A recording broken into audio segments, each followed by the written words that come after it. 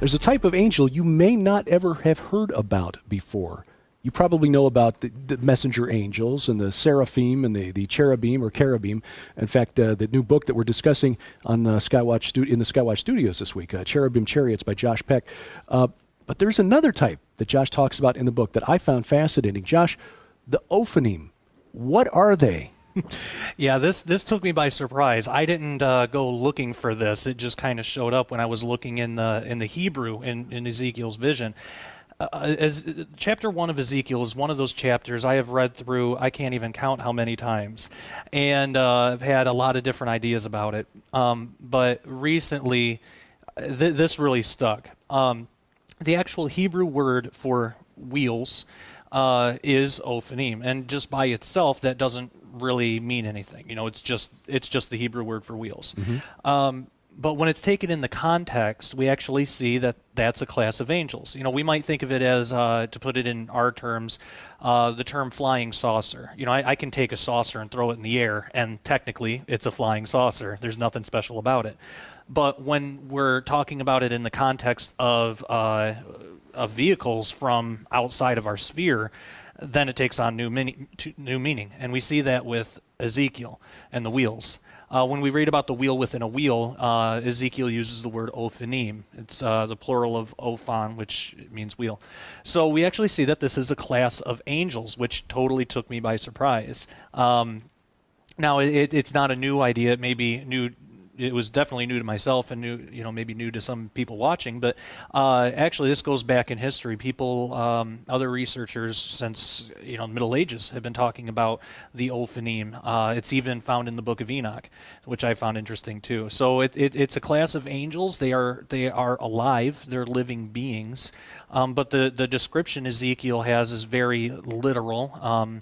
I know that there are some within the ancient astronaut community that try to say that is a UFO, mm-hmm. that Ezekiel was mistaking it for an extraterrestrial craft.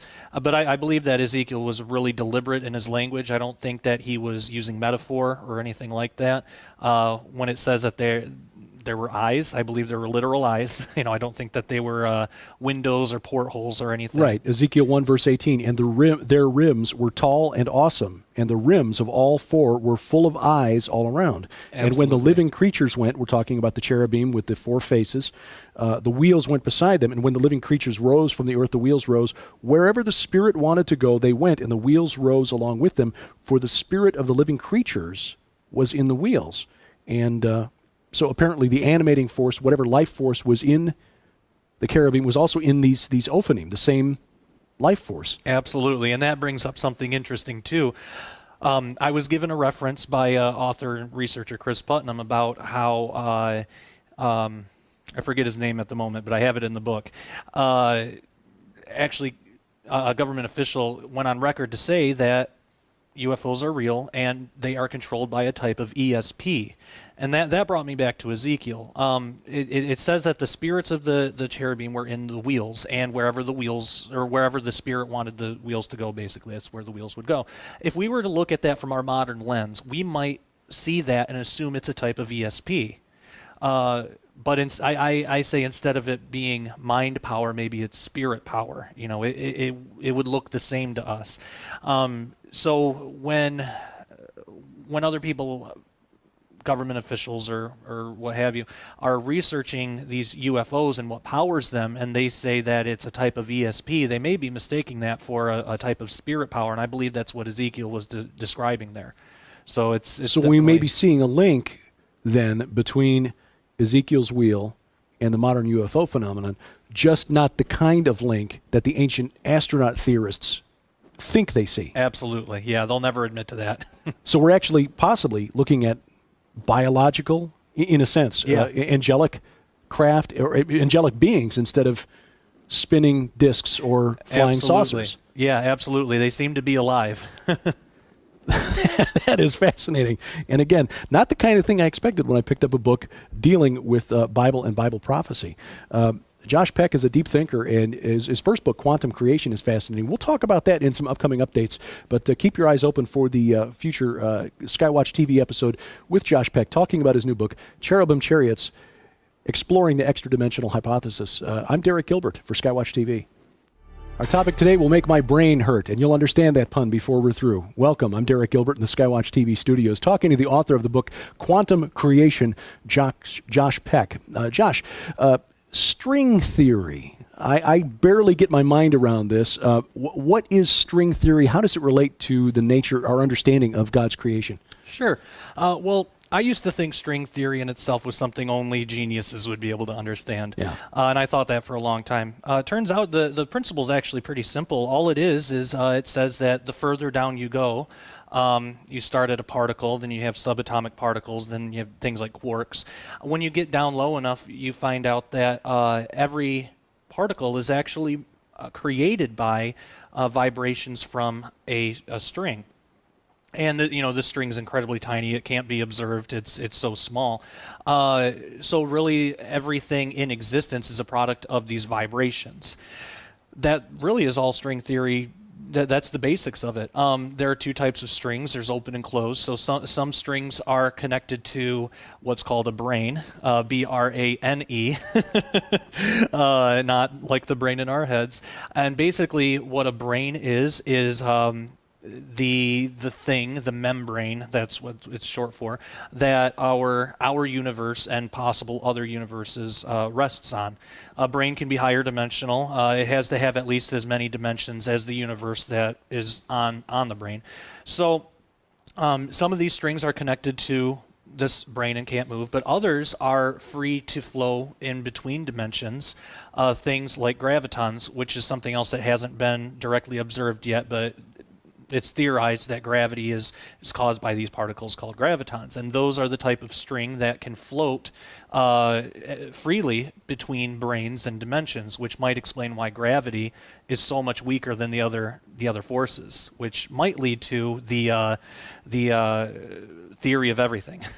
The theory of what is the theory of everything? Well, it's basically an attempt to join the four forces mathematically into a cohesive model that'll work for anything. So you have the electromagnetic force, you have the strong nuclear, the weak nuclear, and then gravity.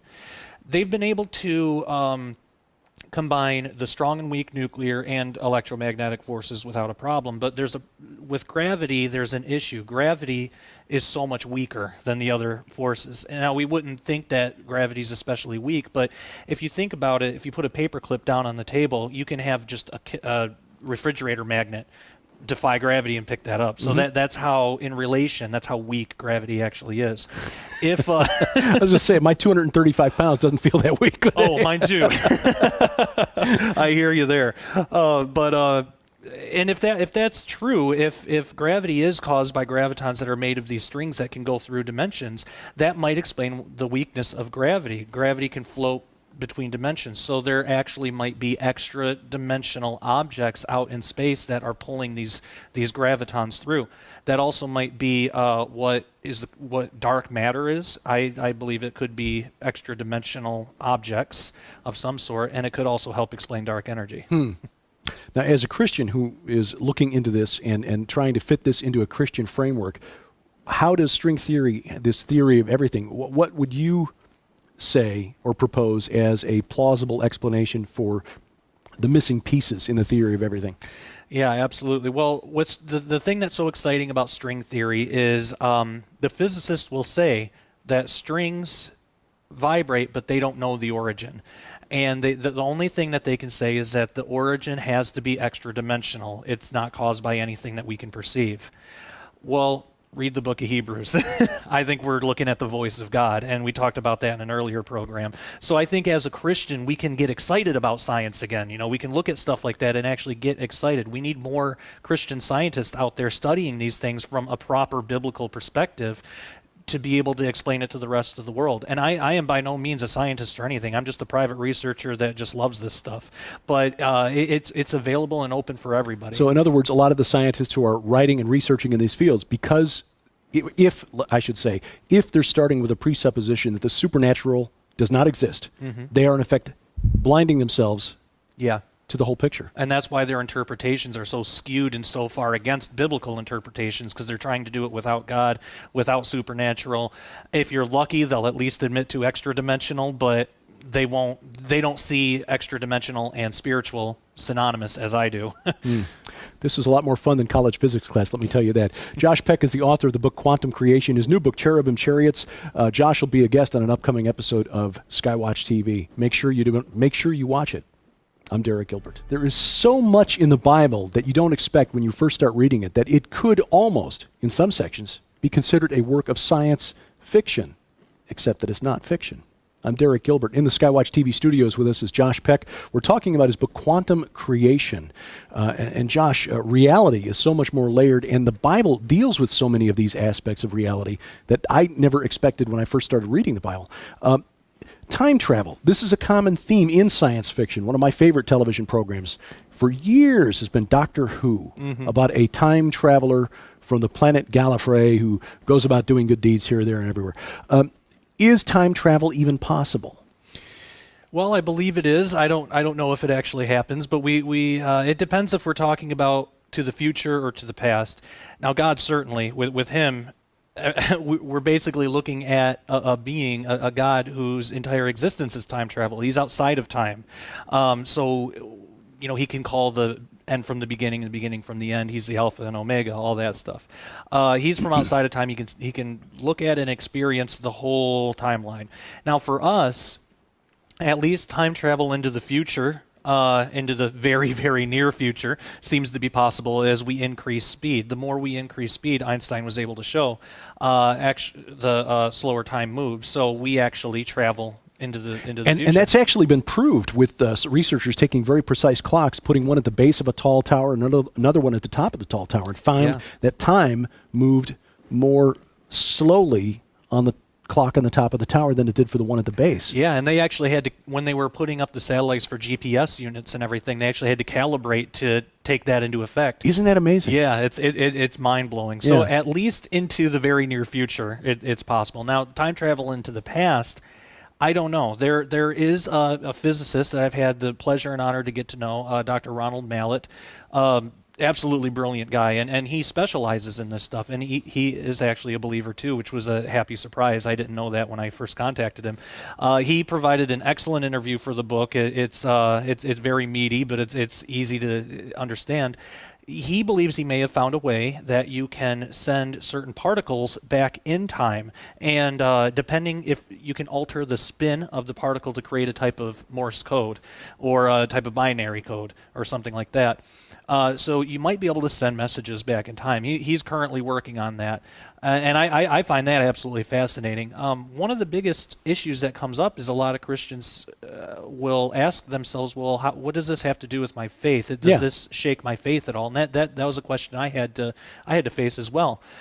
Well, as it turns out, it really doesn't. It doesn't necessarily mean that we would be able to change anything. It gets into things like multiple world interpretation, parallel universes, that sort of stuff. And, as I say in the book, these are all questions that we should look at from an honest perspective and really think, well, does this shake my faith, or is this just maybe something that goes outside of my interpretation of the Bible?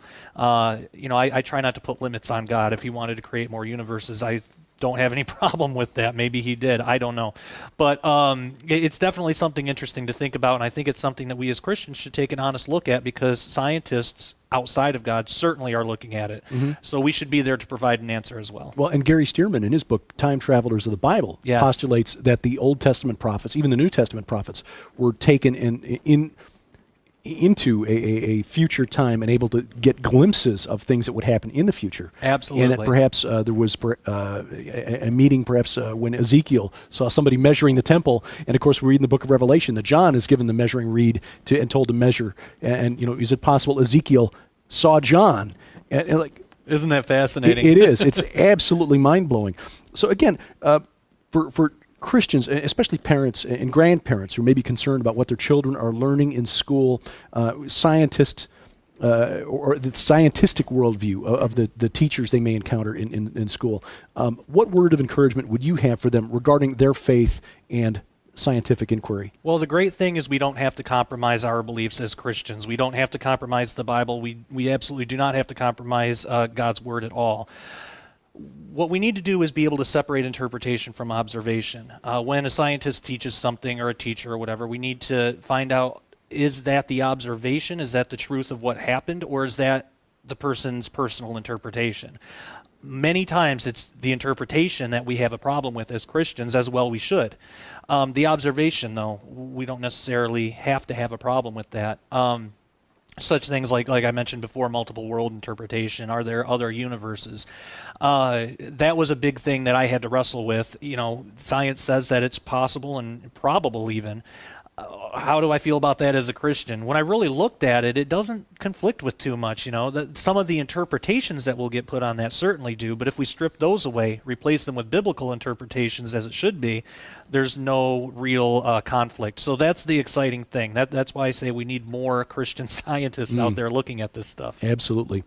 Keep watching, because Josh Peck will be a guest on an upcoming episode of SkyWatch TV. You'll hear about this and his new book, Cherubim Chariots, Exploring the Extra-Dimensional Hypothesis. We've been talking about his book, Quantum Creation. Josh, it's been an awful lot of fun. Absolutely. Same here. For SkyWatch TV, I'm Derek Gilbert.